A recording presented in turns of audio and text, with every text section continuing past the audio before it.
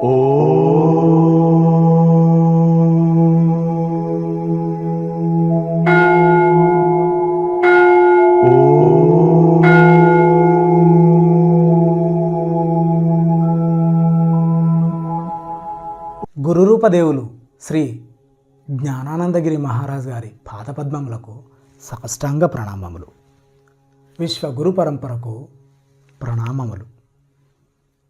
ఒక యోగి ఆత్మకథ. అధ్యాయం 1. మా తల్లిదండ్రులు, నా బాల్య జీవితం. పరమసత్యాల అన్వేషణ, దానికి తోడుగా ఉండే గురు శిష్య సంబంధం భారతీయ సంస్కృతికి స్వాభావికమైన లక్షణాలుగా చాలా కాలంగా కొనసాగుతూ వస్తున్నాయి. నేను అనుసరించిన మార్గం నన్ను దైవస్వరూపులైన ఒక ఋషి దగ్గరికి నడిపించింది. మహిమాన్వితమైన ఆయన జీవితం అనేక యుగాలకు ఆదర్శంగా నిలిచేటట్టు రూపొందినది. భారతదేశానికి నిజమైన సంపదైన మహానుభావుల్లో ఆయన ఒకరు. అటువంటి మహాపురుషులు ప్రతి తరంలోనూ ఆవిర్భవిస్తూ ప్రాచీన కాలపు ఈజిప్టుకు, బాబిలోనియాకు పట్టిన గతి భారతదేశానికి పట్టకుండా కాపాడుతూ వచ్చారు. నా స్మృతి పథంలోని మొట్టమొదటి జ్ఞాపకాలన్నీ ఒకానొక పూర్వజన్మకు సంబంధించిన గజిబిజి విషయాలతో నిండి ఉన్నవి.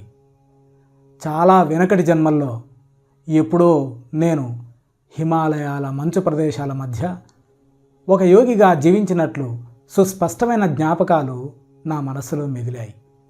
ఈ గతకాలపు జ్ఞాపకాల మెరుపులే తెలియని ఏదో ఒక చిత్రమైన సంబంధం ద్వారా భవిష్యత్తును కూడా లీలామాత్రంగా నాకు గోచరింపజేశాయి. పసితనపు నిస్సహాయత వల్ల నేను పొందిన అవమాన భావనలు ఇప్పటికీ నాకు గుర్తే. అప్పట్లో నా నడవలేని స్థితిని, మనస్సులోని భావాల్ని స్వేచ్ఛగా చెప్పలేని స్థితిని ఉక్రోషంగా గుర్తించాను. శారీరకమైన నా అశక్తతను గ్రహించినప్పుడు నా హృదయంలో ప్రార్థనాభరితమైన తరంగాలు లేస్తుండేవి.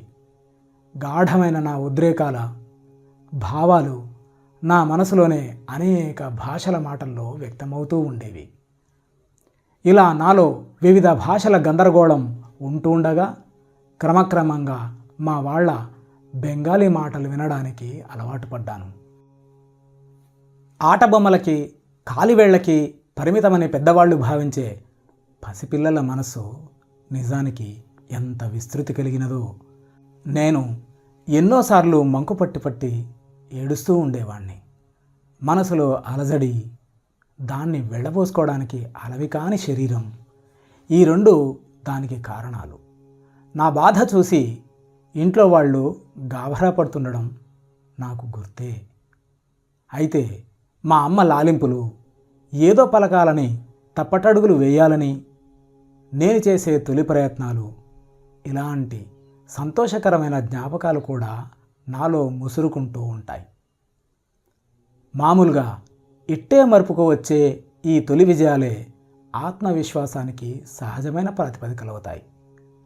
ఈ మాదిరిగా సుదీర్ఘకాలాల జ్ఞాపకాలు రావడం నాకొక్కడికే జరిగింది కాదు. జీవితం నుంచి మరణానికి, మరణం నుంచి జీవితానికి నాటకీయంగా జరిగే మార్పులకు లోను కాకుండా ఎందరో యోగులు ఆత్మస్మృతి అవిచ్ఛిన్నంగా నిలుపుకున్నారని వింటాం. మనిషి అంటే కేవలం శరీరమే ఉన్నట్లయితే ఆ శరీరం నశించిపోతే అతని వ్యక్తిత్వం కూడా నశించిపోతుంది. కానీ వేల కొద్దీ సంవత్సరాలుగా ప్రవక్తలు చెబుతున్నది గనక నిజమే అయితే మనిషి ప్రధానంగా భౌతిక రూపం లేని సర్వవ్యాపి అయిన ఆత్మ. చిన్నప్పటి జ్ఞాపకాలు స్పష్టంగా గుర్తుండడం విడ్డూరమైతే కావచ్చు, కానీ మరీ అరుదు మాత్రం కావు. అనేక దేశాల్లో నేను పర్యటన చేస్తుండేటప్పుడు సత్యసంధులైన స్త్రీ పురుషులు తమ బాల్య స్మృతులను చెప్పగా విన్నాను. నేను జనవరి 5, 1893 తేదీన హిమాలయాల పర్వతాలకు సమీపంలో ఈశాన్య భారతంలో ఉన్న గోరఖ్పూర్లో పుట్టాను. నా జీవితంలో మొదటి 8 ఏళ్ళు అక్కడ గడిచాయి. మేము 8 మంది తోబుట్టువులం. 4 మగపిల్లలం, 4 ఆడపిల్లలు. అప్పట్లో నా పేరు ముకుందలాల్ ఘోష్. మగపిల్లల్లో రెండో వాణ్ణి, అందరిలో నాలుగో వాణ్ణి. మా అమ్మ నాన్న బెంగాలీలు, క్షత్రియ కులం వారు. ఇద్దరు సాధు స్వభావులు. వాళ్ళలో ఒకరి మీద ఒకరికి ఉన్న ప్రేమ ప్రశాంతమైనది, గంభీరమైనది. హుందాతనమున్న ఆ ప్రేమలో అల్పత్వానికి తావులేదు. ఎదిగే యనమండుగురు పిల్లల కోలాహలపు జీవితాలు పరిభ్రమించే ప్రశాంత కేంద్రం మా తల్లిదండ్రుల అద్భుత సామరస్యమే. నాన్నగారు భగవతీచరణ ఘోష్ గారు దయాశీలురు, గంభీరులు, అప్పుడప్పుడు కఠినులను. పిల్లలం మేము ఆయన్ని అమితంగా ప్రేమిస్తూనే గౌరవభావంతో కాస్త ఎడంగా ఉంటుండేవాళ్ళం. ఆయన ప్రతిభావంతులైన గణిత శాస్త్రజ్ఞులు, తార్కికులు, ప్రధానంగా బుద్ధిబలాన్ని అనుసరించి సాగేవారు. కానీ మా అమ్మ హృదయాల రాణి. ఆవిడ మాకన్నీ ప్రేమతోనే నేర్పింది. ఆవిడ పోయిన తర్వాత మా నాన్నగారు తమలో ఉన్న మార్ధవాన్ని మరింతగా పైకి చూపేవారు. అప్పుడు ఆయన చూసే చూపు తరచుగా మా అమ్మ చూపే అనిపించేది.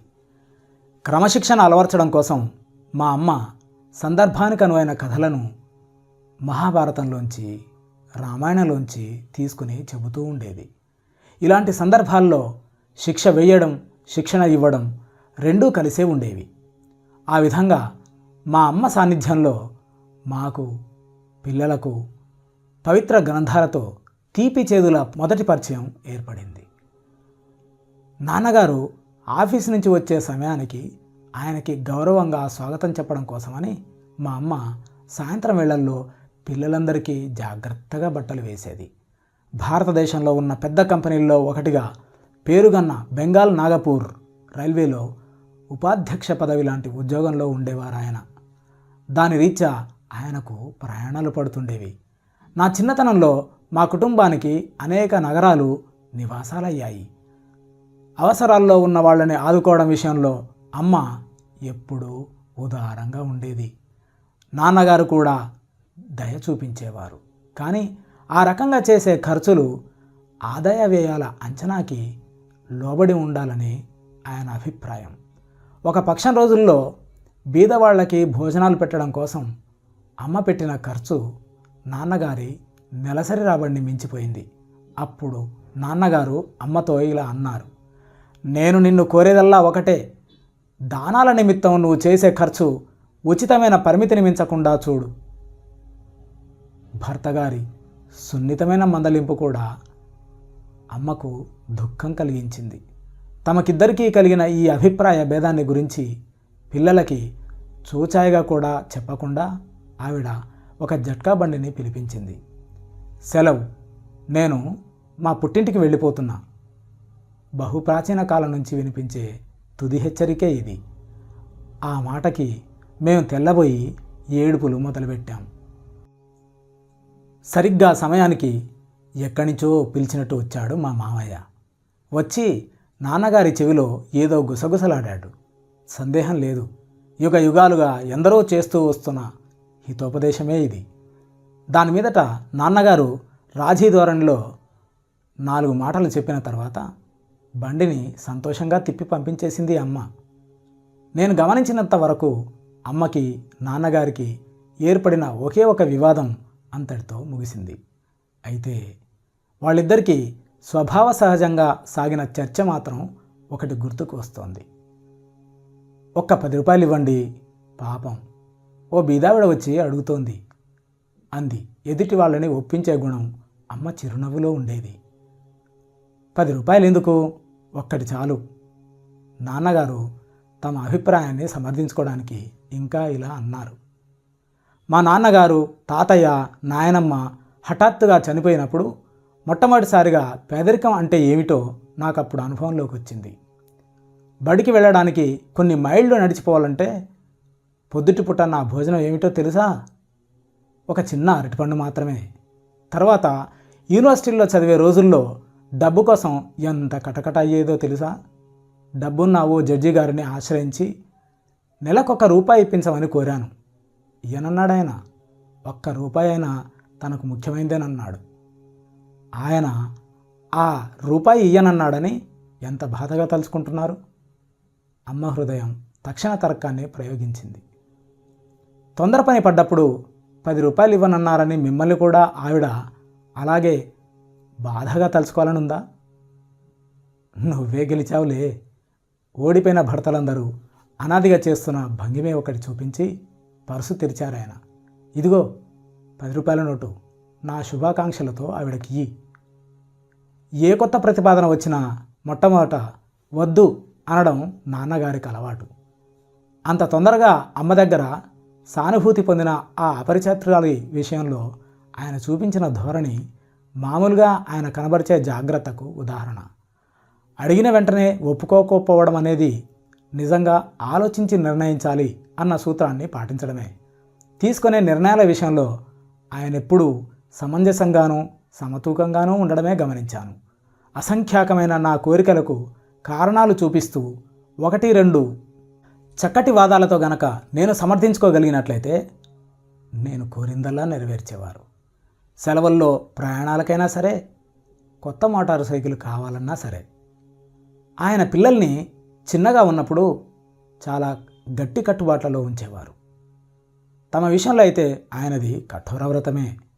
మాట వరుసకు చెప్పాలంటే ఆయన నడు నాటకాలకు కూడా వెళ్ళలేదు.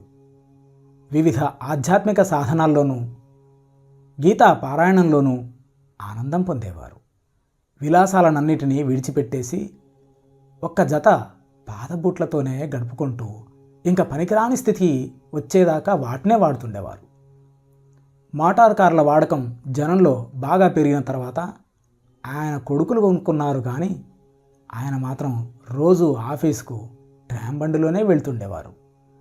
అధికారం కోసం డబ్బు కూడబెట్టాలన్న ఆసక్తి నాన్నగారికి లేదు. ఒకసారి ఆయన కలకత్తా అర్బన్ బ్యాంకును తామే స్థాపించినప్పటికీ దాంట్లో వాటాలు తీసుకోవడానికి నిరాకరించారు. వాటితో లాభం పొందడం ఆయనకిష్టం లేదు. తీరిక వేళల్లో ఒక పౌరుడిగా తన విధి తాను నిర్వర్తిస్తే చాలనే ఆయన అనుకునేవారు. నాన్నగారు పదవీ విరమణ చేసిన చాలా సంవత్సరాలకి బెంగాల్ నాగపూర్ రైల్వే వాళ్ళ పుస్తకాల్ని తనిఖీ చేయడానికి ఇంగ్లాండ్ నుంచి ఒక అకౌంటెంట్ వచ్చాడు. అందులో ఒక విషయం గమనించి ఆయన ఆశ్చర్యపోయాడు. జరిగింది ఏంటంటే, రైల్వే వారి దగ్గర నుంచి నాన్నగారికి బోనస్ రావాల్సి ఉంది. బకాయి పడ్డ బోనస్ కోసం ఆయనెన్నడూ దరఖాస్తు చేయలేదట. 3 పని ఆయన ఒక్కడు చేశాడు అని కంపెనీకి చెప్పాడు అకౌంటెంట్. వెనకటి నుంచి పరిహారంగా ఆయనకు చెల్లించవలసినవి 1,25,000 రూపాయలు. ఆ మొత్తానికి కంపెనీ కోశాధికారి నాన్నగారికి చెక్కు పంపాడు. ఆయన దృష్టిలో అది ఎంత చిన్న విషయం అంటే ఇంట్లో వాళ్ళకి చెప్పడం కూడా మర్చిపోయారు. తర్వాత చాలా కాలానికి మా ఆఖరి తమ్ముడు విష్ణు నాన్నగారి ఖాతాలో ఆ పెద్ద మొత్తం జమైన సంగతి బ్యాంకు వాళ్ళు పంపిన స్టేట్మెంట్లో చూసి దాని గురించి నాన్నగారిని అడిగాడు. భౌతికమైన లాభాల్ని చూసి పొంగిపోవడం ఎందుకు అని జవాబిచ్చారు ఆయన. అన్నిటి విషయంలోనూ సమదృష్టి సాధించాలని తలిచేవాడు లాభం వచ్చినప్పుడు పొంగిపోడు, నష్టం వచ్చినప్పుడు కుంగిపోడు. ఈ లోకంలోకి వచ్చేటప్పుడు మనిషి డబ్బు లేకుండానే వస్తాడని, పోయేటప్పుడు 1 రూపాయి కూడా పట్టుకుపోడని అతనికి తెలిసి ఉంటుంది. దాంపత్య జీవితంలోని తొలినాళ్లలో మా అమ్మ నాన్నగారు కాశీలో ఉండే లాహిరి మహాశయులనే మహాగురువులకు శిష్యులయ్యారు. సహజంగా నాన్నగారికి ఉండే తాపస ప్రవృత్తి ఈ సాంగత్యం వల్ల మరింత బలపడింది.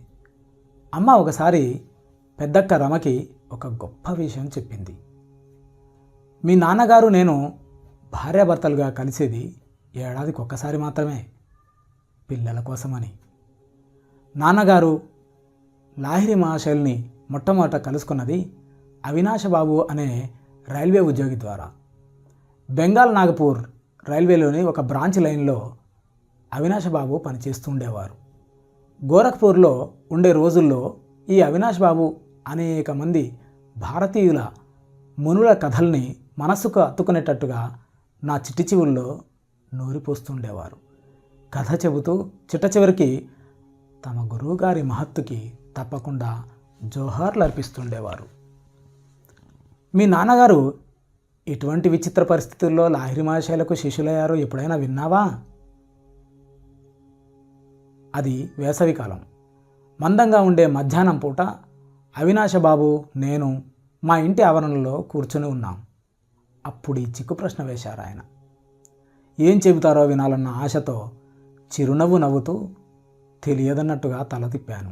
నువ్వు ఇంకా కొన్నేళ్లకి పుడతావనగా నేను కాశీ వెళ్ళి మా గురువుగారి దర్శనం చేసుకురావడానికి ఓ వారం రోజులు సెలవు ఇమ్మని నా పై ఆఫీసర్ గారిని, అంటే మీ నాన్నగారిని అడిగాను. దానికి నన్ను వేళాకోళం చేశారు ఆయన. మతంలో పడి పిచ్చివాడు అవుతున్నావా ఏమిటి అని అడిగారు. నువ్వు గనక పైకి రాదలుచుకుంటే ఆఫీసు పని మీదే దృష్టి పెట్టుకో అంటూ హితవు చెప్పారు. ఆ రోజు నేను విచారంగా ఇంటి మొహం పట్టి చెట్ల గుబురులున్న దారిలో నడిచిపోతుంటే పల్లకీలో వస్తూ మీ నాన్నగారు కనిపించారు. బంట్రోతుల్ని పల్లకీని వెనక్కి పంపించేసి ఆయన నాతో నడక సాగించారు. నన్ను ఓదార్చే ఉద్దేశంతో లౌకికంగా విజయం సాధించడానికి కృషి చేస్తే కలిగే లాభాలేమిటో చెప్పుకొచ్చారు. కానీ నేను దిగులు పడుతూనే ఉన్నాను. లాహిరి మహాశయ, మిమ్మల్ని చూడందే నేను బ్రతకలేను అంటూ మొరపెడుతూనే ఉంది నా గుండె అదే పనిగా. ప్రశాంతంగా ఉన్న ఒక పొలం చివరికి సాగింది మా దారి. అక్కడ ఉవ్వెత్తుగా లేచిన కెరటంలా పెరిగిన అడవిగడ్డికి కిరీటం పెట్టినట్టుగా మెరుస్తున్నాయి సాయంకాలం సూర్యకిరణాలు. అద్భుతమైన ఆ దృశ్య సౌందర్యానికి మేము ముగ్ధులమై నిలబడిపోయాం. ఇంతట్లో ఆ పొలంలో మాకు కొద్ది గజాల దూరంలోనే మా గురుదేవులు ప్రత్యక్షమయ్యారు. భగవతి బాబు, మీ కింద పనిచేసే ఉద్యోగి విషయంలో మీరు మరీ కఠినంగా ఉన్నారు అన్నారు ఆయన. ఆశ్చర్యచకితులమై ఉన్న మా చెవుల్లో ఆయన కంఠస్వరమే మారుమోగింది. ఎంత విచిత్రంగా ప్రత్యక్షమయ్యారో అంత విచిత్రంగానూ అదృశ్యమయ్యారు. నేను మోకరిల్లి లాహిరి మహాశయ, లాహిరి మహాశయ అంటూ ఆశ్చర్యంతో ఆయన్ని స్మరించాను. మీ నాన్నగారు కొద్ది క్షణాల పాటు మ్రాన్పడి నిశ్చలరైపోయారు. అవినాష్ బాబు, సెలవు నీకివ్వడమే కాదు, నాకు కూడా నేను ఇచ్చుకుంటున్నాను. రేపే బయలుదేరి కాశీ వెళ్దాం. నీ తరపున చెప్పడం కోసం తమ సంకల్ప శక్తి వల్ల ఇక్కడ ప్రత్యక్షం కాగలిగిన మహాగురువులు లాహిరి మహాశయుల గురించి నేను తప్పకుండా తెలుసుకోవాలి. మా ఆవిడ్ని కూడా తీసుకెళ్ళి తమ ఆధ్యాత్మిక పంథాను అనుసరించడానికి మాకు దీక్ష ఇమ్మని ఆయన్ని అడుగుతాను. ఆయన దగ్గరికి తీసుకెళ్తావా? తప్పకుండా. నా ప్రార్థన అద్భుతంగా ఫలించినందుకు, పరిస్థితులు తొందరగా నాకు అనుకూలంగా మారినందుకు ఆనందంలో మునిగిపోయాను.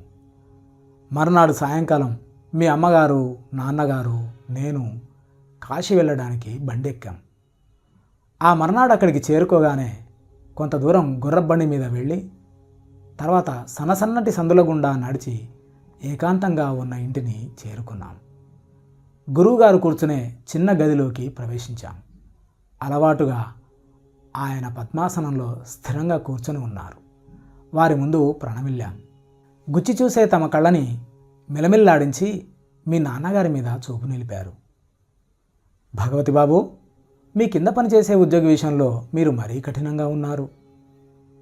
2 రోజుల కిందట గడ్డిబీడిలో ప్రత్యక్షమైనప్పుడు అన్న మాటలే ఇప్పుడు కూడా ఆయన అన్నారు. ఆ తర్వాత అవినాష్ బాబు నా దగ్గరికి రావడానికి మీరు అనుమతించినందుకు, అతనితో పాటు మీరు, మీ భార్య కూడా వచ్చినందుకు చాలా సంతోషం అని కూడా అన్నారు. మీ తల్లిదండ్రులకు ఆయన క్రియాయోగం అనే ఆధ్యాత్మిక సాధనను ఉపదేశించి ఆనందపరిచారు. చిరస్మరణీయమైన ఆ దివ్య దర్శనపు రోజు నుండి సహశిష్యులమైన మీ నాన్నగారు, నేను ఆప్తమిత్రులా ఉంటున్నాం. నీ పుట్టుక విషయంలో లాహిరి మహాశయులు గాఢమైన ఆసక్తి చూపించారు. నీ జీవితం ఆయనతో తప్పకుండా ముడిపడి ఉండాలి. మహాగురువుల ఆశీస్సు ఎన్నటికీ వృధా కాదు. నేను ఈ ప్రపంచంలో అడుగుపెట్టిన కొద్ది కాలానికే లాహిరి మహాశయులు తనువు చాలించారు. ఆయన ఫోటో ఒకటి అందంగా అలంకరించిన చట్రంలో మా ఇంట్లో ఉండేది. ఆఫీస్ వాళ్ళు చేసే బదిలీల వల్ల మా నాన్నగారు తిరిగిన ఊళ్ళల్లో అల్లా ఆయన ఫోటో మా పూజా మందిరానికి వన్నెతిస్తుండేది. అమ్మ, నేను అనేక రోజులు పొద్దుట సాయంత్రము తాత్కాలికంగా ఏర్పాటు చేసుకున్న మందిరం దగ్గర ధ్యానం చేస్తూ కూర్చునేవాళ్ళం. సుగంధం గల చందనంలో ముంచిన పూలతో పూజ చేస్తుండేవాళ్ళం. సాంబ్రాణి, గుగ్గిలం ధూపాలు వేసేవాళ్ళం. లాహిరి మహాశైలిలో సంపూర్ణంగా వ్యక్తమైన దైవత్వాన్ని సమైక్య భక్తి ప్రపత్తులతో మేము ఆరాధించేవాళ్ళం. ఆయన ఫోటో నా జీవితం మీద చూపిన ప్రభావం మహత్తరమైనది. నేను పెరుగుతున్న కొద్దీ ఆ మహాశైలిని గురించిన భావన కూడా నాతో పాటు పెరుగుతూ వచ్చింది. ధ్యానంలో కూర్చొని ఉండగా ఆ ఫోటోగ్రాఫ్లో ఉన్న ఆయన ఆకారం ఆ చిన్న చట్టంలోంచి బయటకు వచ్చి సజీవ రూపం దాల్చి నా ఎదుట కూర్చున్నట్టుగా కనిపించేది తరచు. తేజోమయమైన దేహంతో ప్రకాశిస్తున్న ఆయన పాదాలని తాకడానికి నేను ప్రయత్నించినప్పుడు మళ్ళీ అది బొమ్మలా మారిపోయేది. శైశవం గడిచి బాల్యంలోకి ప్రవేశించేటప్పటికీ లాహిరి మహాశైల రూపం నా మనస్సులో చట్రంలో బిగించిన చిన్న బొమ్మ రూపంలోంచి స్ఫూర్తివంతమైన సజీవ రూపంలోకి మారిపోయింది. ఏదైనా జటిలమైన సమస్య ఎదురైనప్పుడు కానీ, సంక్షోభం ఏర్పడినప్పుడు కానీ తరచుగా ఆయన్ని ప్రార్థిస్తూ ఉండేవాణ్ణి. నాలో ఉపశమనం కలిగించే ఆయన మార్గదర్శకత్వాన్ని గమనించేవాణ్ణి. ఆయన భౌతిక రూపంలో జీవించడం లేదే అని మొదట్లో బాధపడుతూ ఉండేవాడిని. కానీ గోప్యమైన ఆయన సర్వవ్యాపకత్వాన్ని గ్రహించడం మొదలుపెట్టిన తర్వాత ఇక బాధపడడం మానేశాను. తమను చూడాలని అతిగా ఆదుర్దపడే శిష్యులకు ఆయన రక్తమాంసాలతో నిండిన దేహాన్ని చూడడానికి ఎందుకు రావడం, నేను మీ కూటస్థ శ్రేణిలోనే ఎప్పుడూ ఉండగా అని రాస్తుండేవారట. నాకు 8 ఏళ్ల వయసప్పుడు లాహిరి మహాశయుల ఫోటో మూలంగా అద్భుతంగా స్వస్థత చేకూరే భాగ్యం కలిగింది. ఈ అనుభవం నా ప్రేమను మరీ గాఢం చేసింది. బెంగాలులో మా వంశం వారికున్న ఇచ్ఛాపూర్ ఎస్టేట్లో ఉండగా నాకు ఏషియాటిక్ కలరా అనే వ్యాధి వచ్చింది. నా మీద ఆశలు వదులుకున్నారు. డాక్టర్లు ఏమీ చేయలేకపోయారు. నా మంచం దగ్గర కూర్చున్న అమ్మ నాకు తలాపి దిక్కున గోడ మీద పైన ఉన్న లాహిరి మహాశైల ఫోటో వైపు చూడమని బేంబీలు పడుతూ సైగ చేసింది. మనసులో ఆయనకి దండం పెట్టు. ఆవిడకి తెలుసు, దండం పెట్టాలంటే చేతులెత్తడానికి కూడా నేను ఓపిక లేనివాణ్ణని. నువ్వు గనక నిజంగా నీ భక్తిని చూపించినట్లయితే, మనస్సులోనే ఆయనకు మొక్కినట్లయితే నిన్న ఆయన చల్లగా చూస్తారు అంది. ఆయన ఫోటో వైపు తదేకంగా చూశాను. అక్కడ మిరుమిట్లు గొలిపే వెలుగొకటి కనిపించింది. అది నా శరీరాన్ని, గదిని చుట్టేసింది. వాంతి అయ్యేటట్లు అనిపించే లక్షణంతో సహా లొంగుబాటులోకి రాని ఇతర రోగ లక్షణాలన్నీ మటుమాయమైపోయాయి. నాకు స్వస్థత చేకూరింది. అమ్మకి గురువుగారి పట్ల ఉన్న అపరిమితమైన విశ్వాసానికి నాలో సంతోషం ఉప్పొంగింది. వెంటనే ఆవిడ పాదాల మీదికి వాలి స్పృశించడానికి కావలసినంత బలం వచ్చేసింది. అమ్మ తన తలను ఆ చిన్న పటానికి పదే పదే ఒత్తుకుంది. సర్వవ్యాపకులైన గురుదేవా, మీ తేజస్సు నా బిడ్డను నయం చేసినందుకు మీకు ధన్యవాదాలు. మామూలుగా ప్రాణాంతకం కావలసిన ఆ జబ్బు చటుక్కున నయమై నేను కోలుకోవడానికి కారణమైన తేజప్రభను ఆవిడ కూడా చూసినట్టు గ్రహించాను. నాకున్న అమూల్య వస్తు సామాగ్రిలో అన్నింటికన్నా విలువైనది ఆ పటమే. లాహిరి మహాశయులు స్వయంగా ఇచ్చిన ఈ ఫోటో పవిత్రమైన స్పందనల్ని ప్రసరిస్తుంది. ఈ ఫోటో పుట్టుకకు వెనుక అద్భుతమైన కథ ఒకటి ఉంది.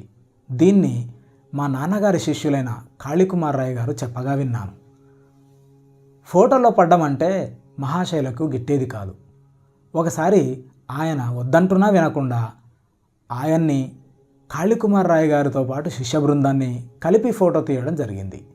అయితే ఆ ఫోటో తాలూకు ప్లేటు చూసిన తర్వాత ఫోటోగ్రాఫరు ఆశ్చర్యపోయాడు. శిష్యులందరి బొమ్మలు స్పష్టంగా వచ్చాయి, కానీ లాహిరి మహాశయుల రూపురేఖలు ఉండవలసిన స్థానంలో ఖాళీ తప్ప మరేమీ కనిపించలేదు. ఈ అద్భుత విషయాన్ని గురించి విరివిగా చెప్పుకున్నారు. గంగాధరబాబు అనే శిష్యుడొకడు మంచి నైపుణ్యం గల ఫోటోగ్రాఫరు. ఫోటో తీయబోతే మాయమైపోయే మహాశైల రూపం తన కెమెరాను తప్పించుకుపోదాలని దంభాలు పలికాడు. మర్నాడు పొద్దున అతను తన కెమెరా తీసుకువచ్చాడు. గురుదేవులు పద్మాసనం వేసుకొని ఒక కొయ్య బల్ల మీద కూర్చుని ఉన్నారు. ఆయన వెనకాల ఒక తెర వేలాడుతోంది. అప్పుడు అతను తను తలపెట్టిన పని నెరవేరడానికి అన్ని జాగ్రత్తలు తీసుకుని ఆబగా 12 ఫోటోలు తీశాడు. అయినా తర్వాత చూస్తే ప్రతి ప్లేట్ మీద కనిపించింది ఏమిటి? కొయ్యబల్ల, వెనకాల తెరాను. అంటే మహాశైల ఆకారం మాత్రం అయిపోలేదు. గంగాధరబాబుకి కళ్ళ వెంట నీళ్ళొచ్చేశాయి. గర్వం పటాపంచలైంది. మళ్ళీ గురువుగారి దగ్గరికి పరిగెత్తాడు. ఎన్నో గంటలు గడిస్తే కానీ మహాశైలు మౌనం వీడలేదు. తర్వాత భావగర్భితంగా ఈ వ్యాఖ్య చేశారు: నేను ఆత్మస్వరూపుణ్ణి. సర్వవ్యాప్తమైన ఆ అగోచర శక్తిని నీ కెమెరా ఫోటో తీయగలదా? తీయలేదని తెలుసుకున్నానండి. కానీ స్వామి, మీ శరీరాలయం ఫోటో ఒకటి కావాలని భక్తితో కోరుతున్నాను. ఇంతవరకు నా దృష్టి సంకుచితంగా ఉంటూ వచ్చింది. ఆత్మశక్తి మీలో సంపూర్ణంగా ఉంటుందన్న సంగతి ఈనాటి వరకు గ్రహించలేకపోయాను. అయితే రేపొద్దునే రా, ఫోటో తీసుకుందు గాని అన్నారు మహాశయులు. ఫోటోగ్రాఫరు మళ్ళీ ఫోకస్ చేశాడు. కంటికి కనిపించకపోవడం అనే చిత్రమైన ముసుగులో మరుగుపడకుండానే ఈసారి ఆయన పవిత్ర రూపం స్పష్టంగా ఫోటోలో పడింది. ఆ మహాయోగి మరొక ఫోటో ఎప్పుడూ తీయించుకోలేదు. ఆయన ఇంకో ఫోటో ఏది నేను చూడలేదు. ఆ ఫోటోగ్రాఫే ఈ పుస్తకంలో అచ్చువేయడం జరిగింది. విశ్వజనీనమైన రూపంలో ఉండే లాహిరి మహాశైల సుందరమైన ఆకృతి చూస్తే ఆయన ఏ జాతివారో వెంటనే తెలియదు. దైవ సంసర్గం వల్ల కలిగిన ఆనందం నిగూఢమైన ఆయన చిరునవ్వులో కొద్దిగా వ్యక్తమవుతోంది. అరవిచ్చిన ఆయన కన్నులు బయట ప్రపంచం పట్ల ఆయనకు నామమాత్రమైన ఆసక్తి మాత్రమే ఉన్నట్టుగా తెలుపుతున్నాయి. అవి సగం మూసుకొని ఉండడంలో ఆంతరికమైన ఆనందంలో మునిగి ఉండడాన్ని సూచిస్తాయి. జిజ్ఞాసులు చాలామంది ఆయన ఔదార్యాన్ని ఆశించి వచ్చేవారు. లౌకికమైన క్షుద్ర ప్రలోభాలకి లొంగని ఆయనకు వాళ్ళ ఆధ్యాత్మిక సమస్యలు సంపూర్తిగా అన్ని సమయాల్లోనూ తెలిసి ఉండేవి. గురుదేవుల పటానికి ఉన్న మహిమ ద్వారా స్వస్థత చేకూరిన కొన్నాళ్లకు నాకు స్ఫూర్తివంతమైన ఆధ్యాత్మిక దర్శనం ఒకటి కలిగింది. ఒకనాడు ఉదయం నేను పక్క మీద కూర్చొని స్వాప్నిక చింతనలో మునిగిపోయాను. కళ్ళు మూసుకొని ఉన్నప్పుడుండే చీకటికి వెనకాల ఉన్నది ఏమిటి అంటూ లోతులు తరిచే ఈ ఆలోచన నా మనసులోకి చొరబడింది. తక్షణమే నా అంతర్దృష్టిలో బ్రహ్మాండమైన మెరుపులాంటి వెలుగు ఒకటి కనిపించింది. కొండ గుహల్లో ధ్యానముద్రలో కూర్చొని ఉన్న మునుల దివ్యదేహాలు నా నుదుటికి లోతట్టుతున్న పెద్ద వెలుతురు తెర మీద చిన్న సైజు సినిమా బొమ్మల్లా రూపుగట్టాయి. ఎవరు మీరు అంటూ బిగ్గరగా అడిగాను. హిమాలయ యోగులం అన్నారు ఆ దివ్య పురుషులు. వారి దివ్యమైన సమాధానాన్ని వర్ణించడం కష్టం. నా గుండె జల్లుమన్నది. హిమాలయాలకి వెళ్ళాలని, నేను మీలాగే కావాలని ఎంతో ఉవ్విళ్ళూరుతున్నాను. ఆ దృశ్యం అదృశ్యమైంది. కానీ తళతళలాడే ఆ కిరణాలు వలయాలు వలయాలుగా అనంతంగా పెరిగిపోతున్నాయి. అద్భుతమైన ఈ వెలుతురు ఏమిటి? నేను ఈశ్వరుణ్ణి, నేను వెలుతురును. మేఘాల మర్మర ధ్వనిలా ఉందా స్వరం? నీలో కలిసిపోవాలనుంది నాకు. మెల్లగా కరిగిపోతున్న పరమానంద పారవశ్యంలో భగవంతుణ్ణి అన్వేషించాలనే ప్రేరణ శాశ్వత వారసత్వంగా లభించింది నాకు. ఆయన శాశ్వత నిత్యనూతన ఆనందరూపుడు. ఈ పారవశ్యం కలిగిన నాటి తర్వాత కూడా చాలా కాలం వరకు దీని తాలూకు స్మృతి నాలో నిలిచిపోయింది. చిన్నప్పటి జ్ఞాపకం మరొకటి కూడా చెప్పవలసి ఉంది. అక్షరాలా అది చెప్పుకోవాల్సిందే. ఎందుచేతనంటే దాని తాలూకు మచ్చ ఈనాటికి నా ఒంటి మీద ఉంది. ఒకరోజు పొద్దున నేను మా అక్క ఉమా మా గోరఖ్పూర్ ఇంటి ఆవరణలో ఒక వేప చెట్టు కింద కూర్చుని ఉన్నాం. మాకు దగ్గరలో కొన్ని చిలకలు వేప పళ్ళు తింటున్నాయి. నేను వాటినే తేరిపారా చూస్తున్నాను. మధ్య మధ్య వాటి మీద నుంచి చూపు మళ్లించగలిగినప్పుడల్లా నేను బెంగాలీ వాచక పుస్తకం చదవడానికి అక్క నాకు సాయం చేస్తోంది. కాలి మీద కురుపు వేసిందని చెప్పి ఉమా ఆయింట్మెంట్ సీసా ఒకటి తెచ్చింది. అందులో మందు కొంచెం తీసి నా ముంజేతి మీద పూసుకున్నాను. బాగున్న చేతికి మందు పూయడం ఎందుకు? రేపు నాకు కురుపు వేస్తుందని అనిపిస్తోందక్క. కురుపు వేయబోయే చోట నీ మందు పూసి చూస్తున్నాను. ఓరి అబద్ధాల కోరు. అక్క, నన్ను అబద్ధాల కోరు అనకు. రేపొద్దున ఏం జరుగుతుందో చూశాను. నాకు ఉడుకుబోత్తనం వచ్చింది. ఉమకి నా మాట మీద నమ్మకం కలగలేదు. అదే మాట 3 మాటలు ఎత్తి పొడిచింది. నేను మెల్లిగా జవాబు చెబుతుంటే నా గొంతులో దృఢమైన ప్రతిజ్ఞ ఒకటి ధ్వనించింది. నాకున్న సంకల్పశక్తి వల్ల రేపొద్దునకి నా చేతి మీద సరిగ్గా ఇదిగో ఇక్కడ బాగా పెద్ద కురుపు ఒకటి వెయ్యాలి. నీ కురుపు ఇప్పుడున్న దానికి రెట్టింపవ్వాలి. తెల్లవారేసరికి నేను చెప్పిన చోట నా చేతి మీద పెద్ద కురుపు ఒకటి కనిపించింది. ఉమ కురుపు రెట్టింపయింది. దాంతో అక్క కెవ్వున అరిచి అమ్మ దగ్గరికి పరిగెత్తింది. ముకుందుడు మంత్రగాడయ్యాడమ్మా. మాటలకున్న శక్తిని అపకారం చేయడానికి ఎన్నడూ ఉపయోగించవద్దని అమ్మ నన్ను గంభీరంగా హెచ్చరించింది. ఆవిడ సలహాని ఎప్పటికీ గుర్తుపెట్టుకొని అనుసరించాను. ఆపరేషన్ చేసి నా కురుపు నయం చేశారు. డాక్టర్ కోత పెట్టిన చోటైన మచ్చ ఈనాటికి ఉంది. మనిషి పలికే ఒట్టి మాటకు కూడా ఎంత శక్తి ఉంటుందో అనుక్షణం గుర్తు చేసే మచ్చ నా కుడి చేతి మీద ఉంది. ఉమతో నేను అన్నవి మామూలు మాటలే, నిరపాయమైనవేనని తెలుస్తూనే ఉంది. కానీ గాఢమైన ఏకాగ్రతతో అన్న ఆ మాటలకు బాంబుల్లా పేలడానికి అవి ఎంత హానికరమైనప్పటికీ ఖచ్చితమైన ఫలితాలు కలిగించడానికి చాలినంత నిగూఢమైన శక్తి ఉంది.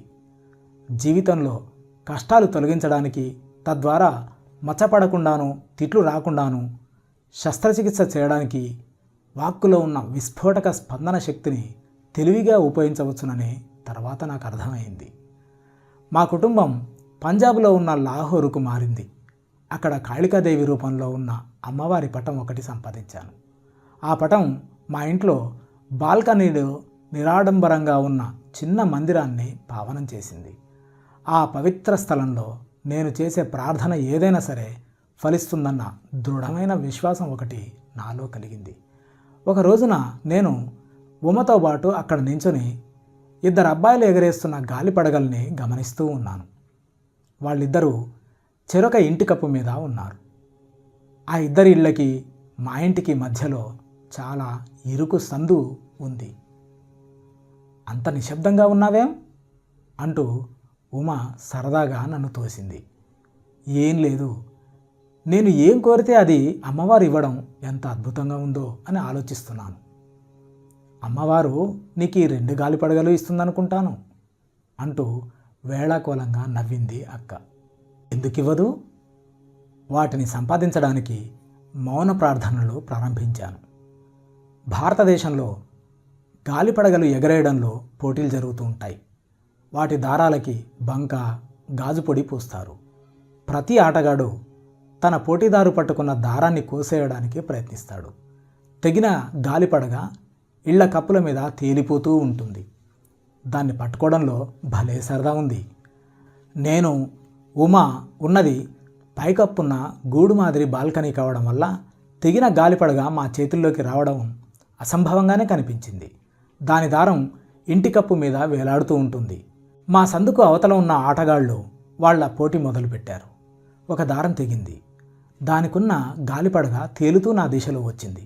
ఇంతలో హఠాత్తుగా గాలి తగ్గిపోవడం వల్ల ఆ గాలిపడగ ఒక క్షణం అలా నిలిచిపోయింది. ఆ సమయంలో దాని దారం ఎదురింటి కప్పు మీద ఉన్న నాగజముడు మొక్కకు తగులుకుంది. దాంతో నేను పట్టుకోవడానికి వీలుగా పొడుగ్గా చక్కటి వంపు తిరిగింది. నాకు చేజిక్కిన బహుమతిని ఉమకి ఇచ్చాను. ఇదేదో అదృష్టవశాత్తు అసాధారణంగా జరిగిందే కానీ నీ ప్రార్థనకు ఫలితం మాత్రం కాదు. ఆ రెండో గాలిపడగ కూడా నీ దగ్గరికి వస్తే అప్పుడు నమ్ముతాను నీ మాట అంటుంటే అక్క మాటల్లో కంటే ఆమె నల్లటి కళ్ళలోనే ఎక్కువ ఆశ్చర్యం కనబడింది. నా ప్రార్థన గాఢంగా కొనసాగించాను. బలవంతంగా గుంజడంతో రెండో ఆటగాడి గాలిపడగ కూడా చటుక్కున తెగిపోయింది. గాలిలో నాట్యం చేస్తూ నా వైపు రావడం ప్రారంభించింది. మొదట నాకు సాయం చేసిన నాగజముడు మొక్కే ఈ గాలిపడగ దారాన్ని కూడా నేను పట్టుకోవడానికి వీలుగా వంపు తిరిగేటట్టు చేసింది. నా రెండో బహుమతిని కూడా ఉమకి ఇచ్చేశాను. నిజమే రోయ్, జగన్మాత నీ మాట వింటుంది, ఇదంతా నాకు మాయలా కనిపిస్తోంది అంటూ బెదిరిపోయిన లేడిలా రైగిన పరిగెత్తేసింది అక్క. జై గురుదేవ్, జై గురుదేవ్, జై గురుదేవ్.